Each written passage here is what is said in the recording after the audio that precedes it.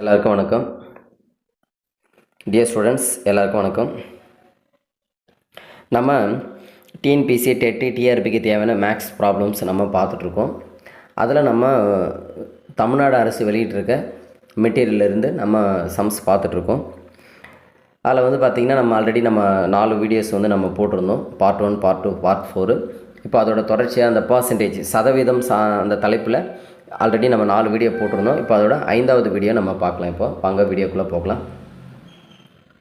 இப்போது 9வது கொஸ்டின் பாருங்கள். ஒரு தொகையில் 3.5% என்பது 54.25 எனில் அத்தொகையை காண்க.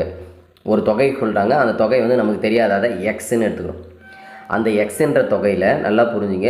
3.5% எதில் எக்ஸில் சதவீதனாலே பை 100 வரணும். 3.5/100 இன்ட்டு எக்ஸ் அது எதுக்கு சமம் அப்படின்னா 54.25க்கு சமம். ரைட்டுங்களா? இப்போ நமக்கு எக்ஸ் தான் வேணும். அப்போ இந்த 100 இந்த வகுத்தில் இருக்கிற 100 இந்த பக்கம் இருந்தாலும் பெருக்கலாகிடும். பெருக்கும்போது என்ன ஆகிடும்னா இந்த புள்ளி 2 ஸ்தானம் தள்ளி போயிடும். அப்போது 5425/3.5. ஏன்னா இந்த 3.5 வந்து அந்த பக்கம் போகும்போது வகுத்தில் ஆகிடும் இல்லையா? பெருக்கில் தானே இருக்குது. அவ்வளோதான். இதை சிம்பிளிஃபை பண்ணோம் நம்ம. ஓகேங்களா? 5000 பாருங்கள், 5425/3.5 வகுக்கிறோம்.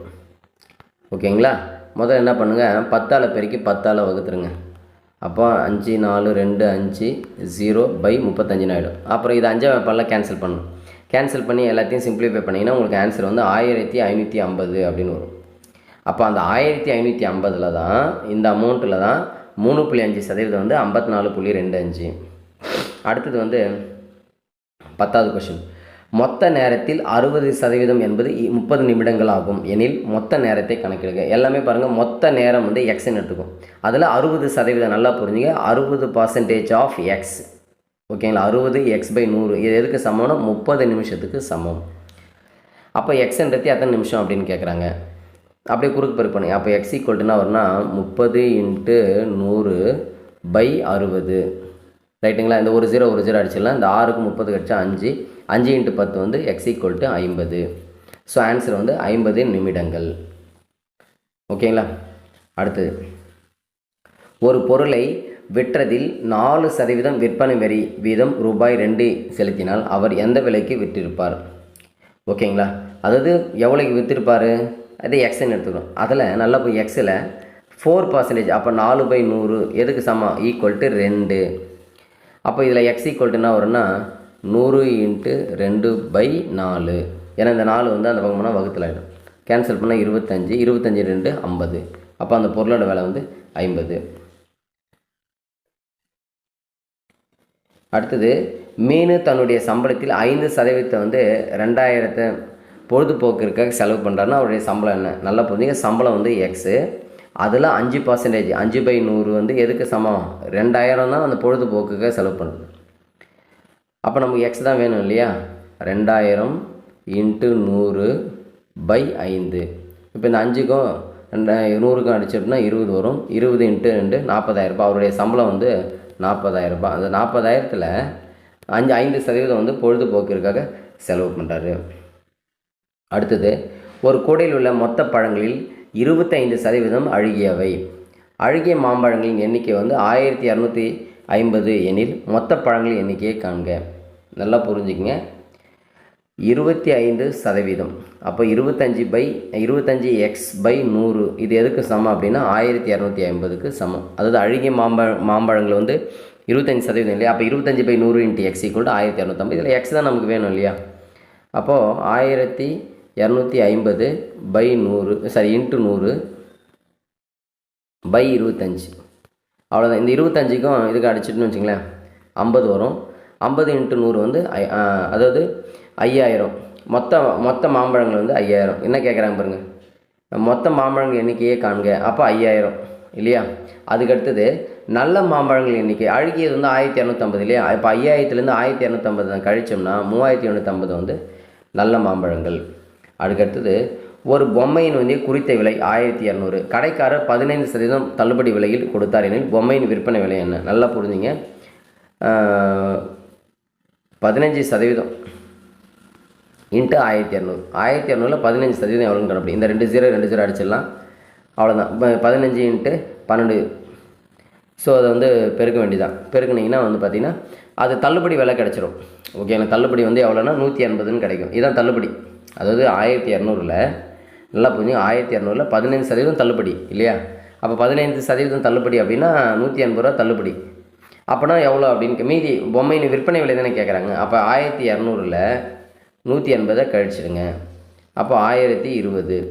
இல்லைனா இப்படி போட்டுக்கலாம், 1200 15% தள்ளுபடி இல்லையா? அப்போ 85% தான் விற்றுருப்பார். அப்போ 85/100னா இந்த 2 0 அடிச்சுட்டா 85 × 12 வந்து 1020 டேரெக்டாக வந்துடும். அதுவும் ஈஸி தான். ஸோ அப்படியே நம்ம போடலாம்.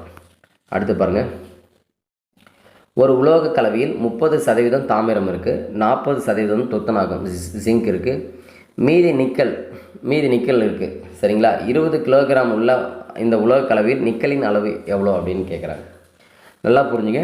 மொத்தம் வந்து பார்த்திங்கன்னா 100% வந்து எதுக்கு சமம் அப்படின்னா 20 கிலோவுக்கு சமம். இந்த 100%ல் 30% தாமிரமா, 40% துத்தநாகமா, மீதி நிக்கல், மீதி எவ்வளோ வரும்? அப்போ 30% தானே வரும். இது 30 70 போச்சுன்னா 100ல் 70 போச்சுன்னா 30%. அப்போ நல்லா புரிஞ்சுங்க, 30% அந்த 20ல் 30% கண்டுபிடிச்சாலே போதும். 30/100 × 100. இப்போ இந்த 2 0 அப்படியே அடிச்சிடலாம். அப்போ 6 கிலோ. அவ்வளோதான். நிக்கலின் அளவு வந்து 6 கிலோ அப்படின்னு அர்த்தம். அடுத்தது, ஊராட்சி உறுப்பினர் தேர்தலில் தாமரை மற்றும் பாண்டியன் ஆகிய இருவர் வந்து போட்டியிடுறாங்க. மொத்த வாக்குகள் வந்து 44%, அதாவது 11,484 வாக்குகள் வந்து பாண்டியனுக்கு கிடைச்சிருக்கு. தாமரைக்கு வந்து 36% கிடைச்சிருக்கு. அப்படின்னா இக்கிராமத்தில் வந்து பதிவான மொத்த வாக்குகள் எண்ணிக்கை எவ்வளோ, போட்டியிட்டு இருவருக்கும் வாக்களிக்கிறதுக்கு எத்தனை பேர் அப்படின்னு சொல்லிட்டு கேட்குறாங்க. சரி, மொத்த ஓட்டு வந்து நம்ம என்ன பண்ணலாம் அப்படின்னா 100% அப்படின்னு எடுத்துக்கலாம். சரியா? பாண்டியனுக்கு கிடைச்சிருக்க ஓட்டு வந்து 44% இல்லையா?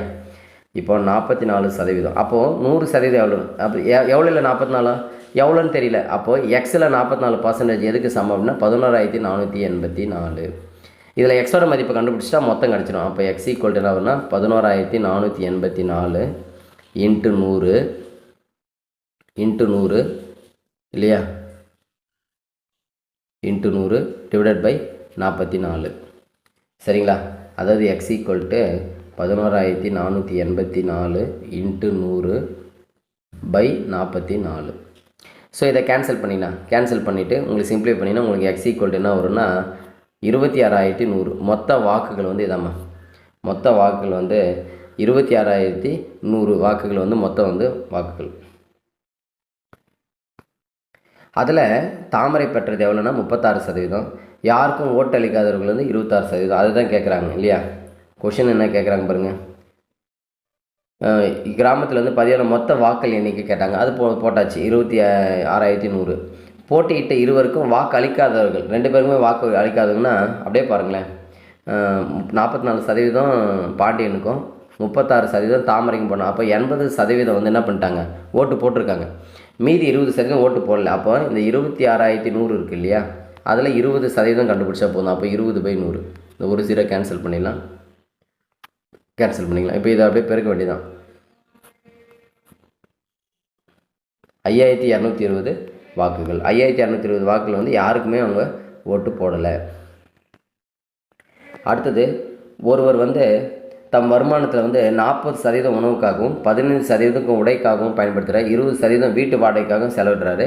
மீதியை சேமிக்கிறார். அவர் வருமானம் 34,400 எண்ணில் அவர் எவ்வளவு சேமிக்கிறாருன்னு கேட்குறார். ரொம்ப சிம்பிள். என்னென்னா, அதாவது 40% உணவுக்காக, 15% உடைக்காக, 20% வீட்டு வாடகை, எல்லாத்தையும் சேர்த்துங்களேன் 5. அப்புறம் வந்து பார்த்திங்கன்னா 75% அவர் செலவு பண்ணிடுறார். அப்போ மீதி எவ்வளோ சேமிப்பார்? 25% சேமிப்பார். அப்போ நீங்கள் 25% எவ்வளோன்னு கண்டுபிடிச்சாலே போதும். 25/100 × 34,400. அவ்வளோதான். 34,400 இந்த 2 0 அடிச்சிடலாம். அவ்வளோதான். 344 25 பெருக்குனா என்ன வரும் அப்படின்னு பார்த்தீங்கன்னா 8,600 வந்து சேமிப்பு. அவர் வந்து 8,600 சேமிக்கிறாரு. சரிங்களா? அடுத்தது, ஒரு தொழிலாளி 11,250 ஊக்கத்தொகையாக பெறுறாரு. சரிங்களா? இத்தொகை அவர் தம் ஆண்டு வருமானத்தில் 15% எனில் அவரின் மாத வருமானம் என்ன? நல்லா புரிஞ்சுங்க. 15% வந்து 11,250.